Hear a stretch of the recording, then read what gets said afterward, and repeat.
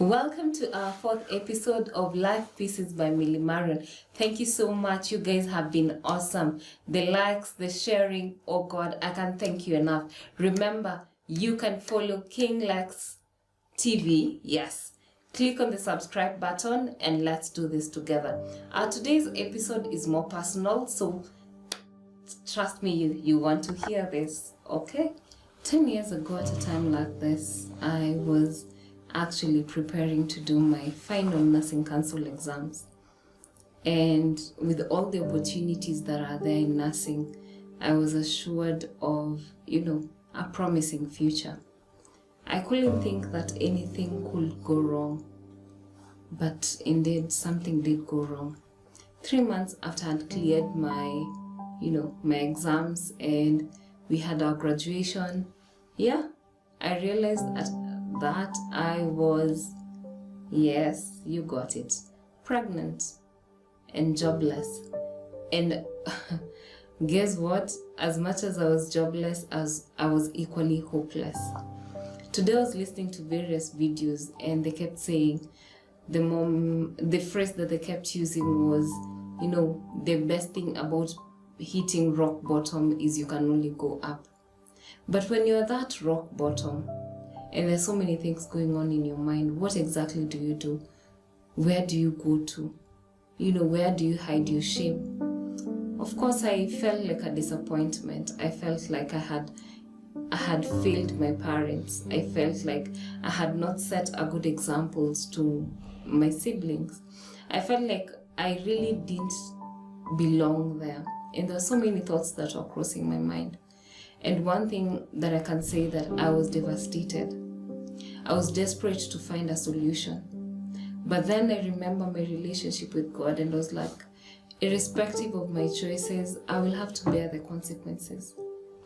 And I saw my future, passing right in front of my eyes. And I didn't know what to do. I didn't know how I'll be able to take care of my child. I didn't know how I'll actually be able to provide for him or her. I didn't know how to have that conversation with my parent that, this is what has happened. Because they had very high hopes and they had invested heavily to be able to see me through school. So how do I come back and tell them, this has happened and I cannot be able to pursue looking for a job now? And it was really hectic, with all the morning sickness and the easy fatigability. And, you just want to sleep the entire day. Then how do you actually go out and hustle for your child? And it was a really low moment for me. But I can actually say that it was one of my most defining moments, not only as a mother, as a woman, but as a believer. When you have made the wrong choice, do you make another wrong choice? Remember, 2 wrongs don't make a right. How many times do we fall off of God's plan and we continue with our own way? A very good example is when you are going to a new location and you do not know where it is at. And you decide to, of course, do the usual, talk to Mr. Google, and you type in the place that you want to go to, and it gives you direction. Every single time you make a wrong turn, it will, you will always look at the screen and you'll see rerouting. It will look for the next available opportunity for you to be able to turn back to your own way, to the correct way, actually. And the good thing about it does not scream, no shout, no question, condemn, judge. No, it will only tell you, in 200 meters at the roundabout, make a U-turn. And that's it. And God loves us unconditionally, irrespective of whether we are sinners or not. It does not change the fact that He loves us. And I was having a discussion with my daughter one day as we're driving to school in the morning. And I was trying to explain to her that God hates sin, but loves the sinner. And it's a very interesting conversation to have. And trust me, God dislikes sin. God does not want us to keep falling short of His glory, but He does not hate you because of that. So there are 2 different distinct people here. There is you as an individual, and there's that sin, and there's that thing. For me, I was pregnant, and of course, you can tell by my reaction that it wasn't time for me to actually be engaging in certain things.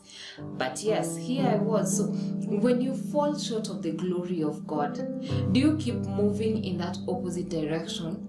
Or at what point do you make a U-turn and come back to God? And that's something that I really want you to think about. When you're hitting rock bottom, when you've come to your end, when you have nowhere else to turn to, where do you turn to? Do you come back and say, you know what, God, I've gotten to, there's nothing else I can do after this. It's either you come through or I'm done.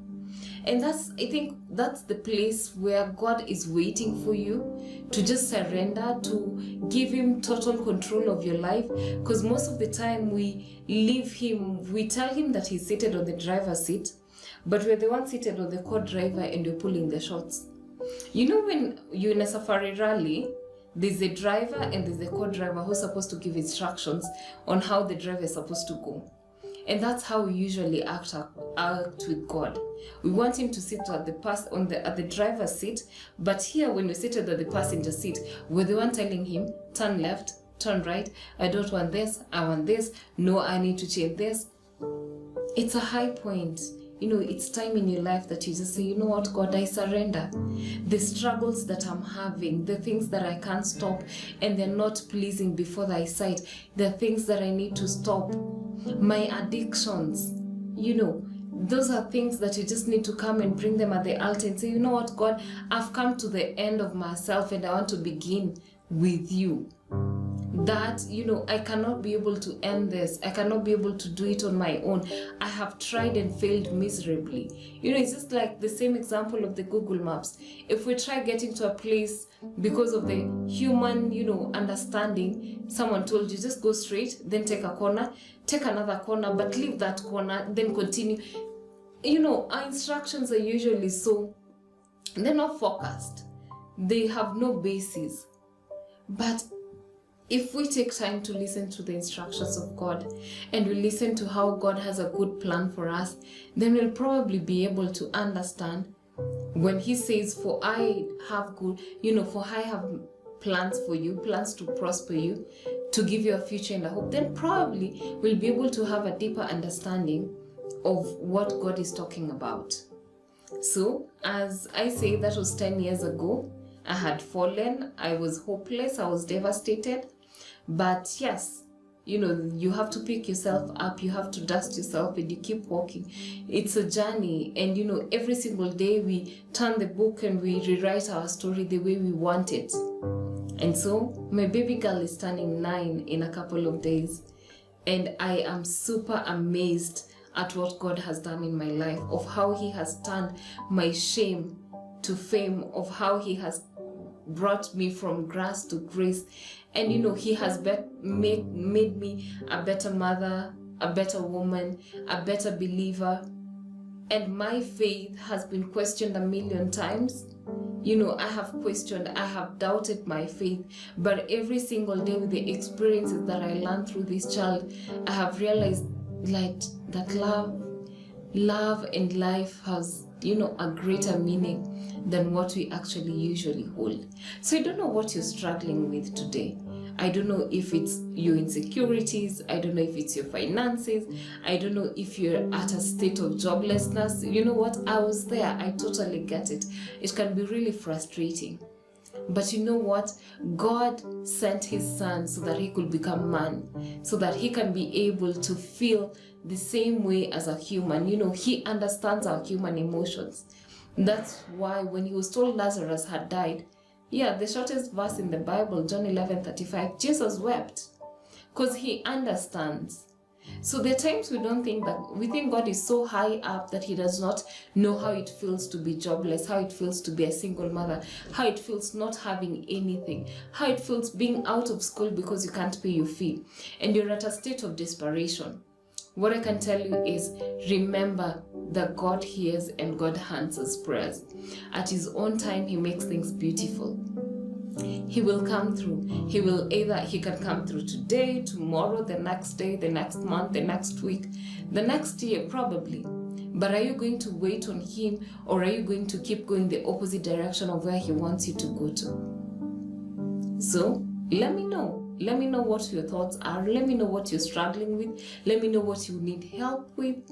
We can be able to find you help. It's not done. It's not over. You do not need to give up. You do not need to commit suicide. You do not need to feel so low about yourself. We can be able to help you. All you need to do is to reach out, and we'll be able to grab your hand. Until next time, I'm your host, Mildred. Bye-bye.